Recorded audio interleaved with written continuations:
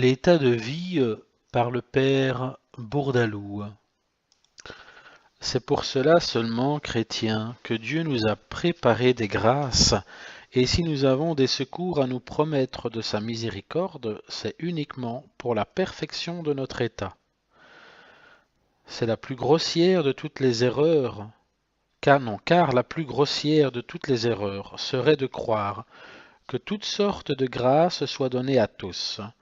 Comme Dieu est aussi sage qu'il est bon et que dans la distribution de ses trésors il sait observer le poids, le nombre et la mesure avec lesquels l'Écriture nous apprend qu'il a tout fait, il ne nous destine point d'autres grâces que celles qui sont conformes et proportionnées à notre condition. C'est la théologie expresse de saint Paul en 1000 endroits de ses épîtres. Il y a diversité de grâces, dit ce grand apôtre, et selon la diversité de grâces, il y a diversité d'opérations surnaturelles, quoique toujours par l'influence du même esprit qui opère tout en tous. Et comme l'œil n'a pas la vertu d'entendre, ni l'oreille la faculté de voir, et que la nature ne fournit des forces à ces deux organes que pour l'action qui leur est propre, aussi Dieu, qui a fait de son Église un corps mystique, ne dispense ses grâces aux hommes qui en sont les membres que par rapport à la fonction où chacun est destiné. Il donne la grâce de commander à celui qui doit commander, et la grâce d'obéir à celui qui doit obéir. La grâce de direction est pour les prêtres et pour les pasteurs des âmes, et la grâce de soumission pour les peuples qui ont recours à leur conduite, ainsi du reste.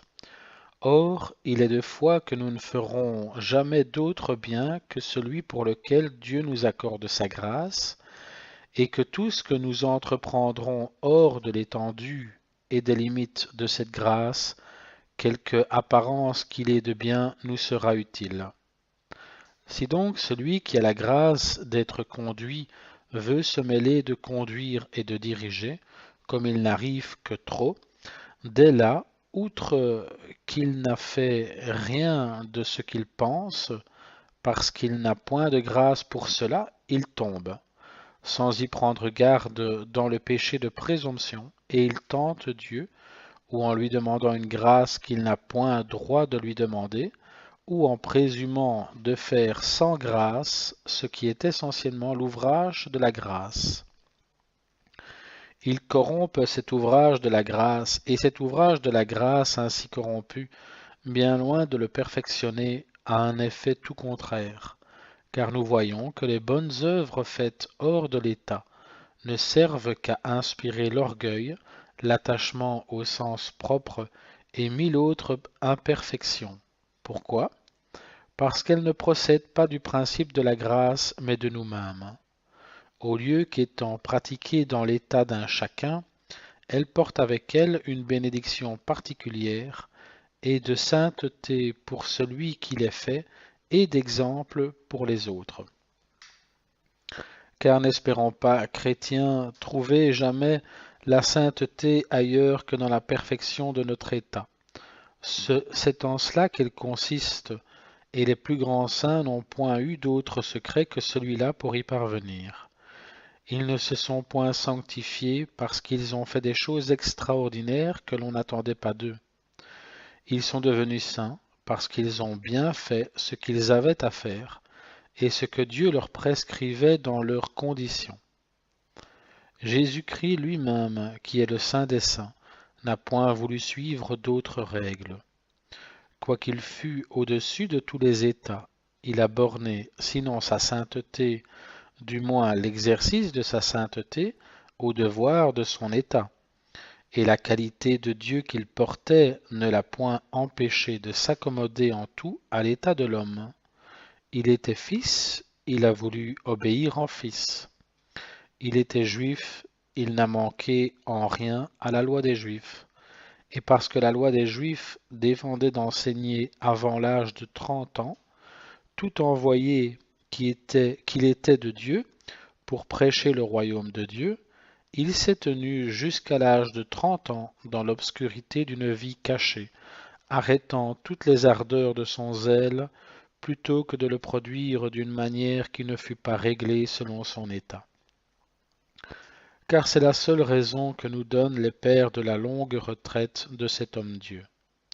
Voilà pourquoi saint Paul, dont je ne fais ici qu'extraire les pensées, exhortant les chrétiens à la sainteté, en revenait toujours à cette maxime, 1 Corinthiens 7, que chacun de nous, mes frères, se sanctifie dans l'état où il a été de Dieu.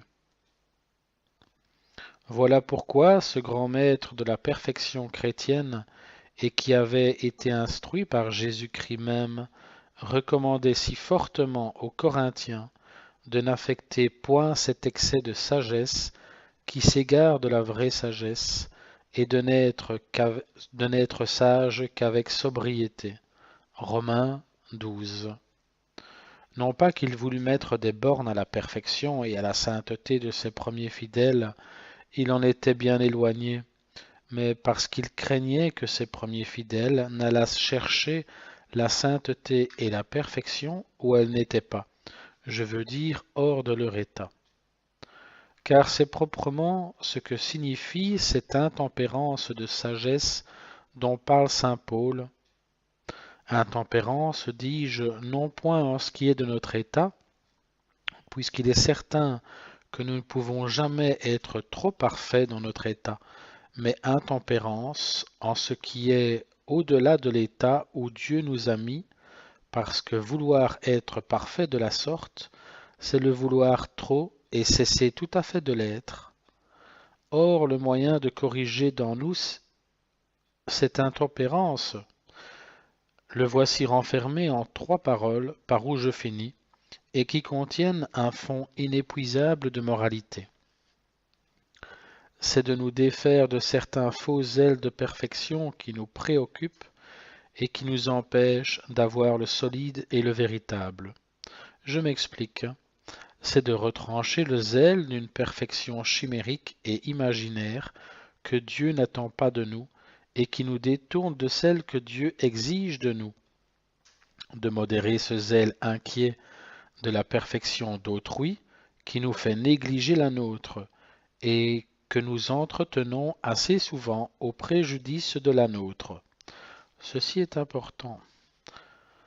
Mais par-dessus tout, de réformer ce zèle tout païen que nous avons d'être parfaits et irréprochables dans notre état selon le monde, sans travailler à l'être selon le christianisme et selon Dieu. Prenez garde, je dis de retrancher le zèle d'une perfection chimérique, car j'appelle perfection chimérique celle que nous nous figurons en certains états où nous ne serons jamais, et dont la pensée ne sert qu'à nourrir le dégoût de celui où nous sommes. Si j'étais ceci ou cela, je servirais Dieu avec joie, je ne penserais qu'à lui, je vaquerais sérieusement à mon salut. Abus chrétien. Si nous étions ceci ou cela, nous ferions encore pis que nous ne faisons, car nous n'aurions pas les grâces que nous avons. Or, ce sont les grâces qui peuvent tout, et qui doivent tout faire en nous et avec nous. Dieu donne des grâces à la cour, qu'il ne donne pas hors de la cour, et des grâces dans la magistrature, qu'il vous refuserait partout ailleurs. J'appelle perfection chimérique celle qui nous porte à faire le bien que nous ne sommes pas obligés de faire, et à omettre celui que nous devons faire. Car vous verrez des chrétiens pratiquer des dévotions singulières pour eux et se dispenser des obligations communes, faire des aumônes par une certaine compassion naturelle, plus que par charité, et ne pas payer leurs dettes, à quoi la justice et la conscience les engagent. Voilà le zèle qu'il faut retrancher, et voilà celui qu'il faut modérer. C'est un zèle inquiet de la perfection d'autrui, tandis qu'on néglige la sienne propre. Ceci est important aussi.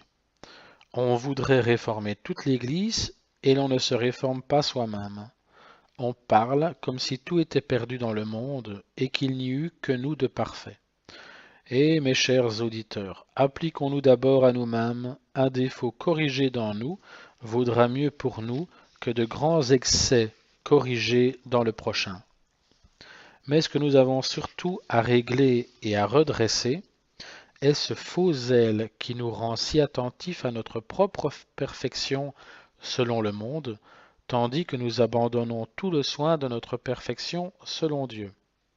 Comme si l'honnête homme et le chrétien devaient être distingués dans nous, comme si toutes les qualités que nous avons ne devaient pas être sanctifiées par le christianisme, comme s'il ne nous était pas 1000 fois plus important de nous avancer auprès de Dieu et de lui plaire que de plaire aux hommes.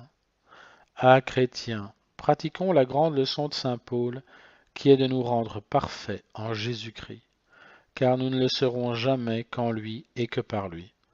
Toutes les sectes des philosophes ont fait des hommes vains, des hommes orgueilleux, des hommes remplis d'eux-mêmes, des hommes hypocrites. Mais un homme parfait, c'est le chef-d'œuvre de la religion, comme il n'y a qu'elle aussi qui puisse nous conduire à une félicité parfaite et à l'éternité bienheureuse que je vous souhaite.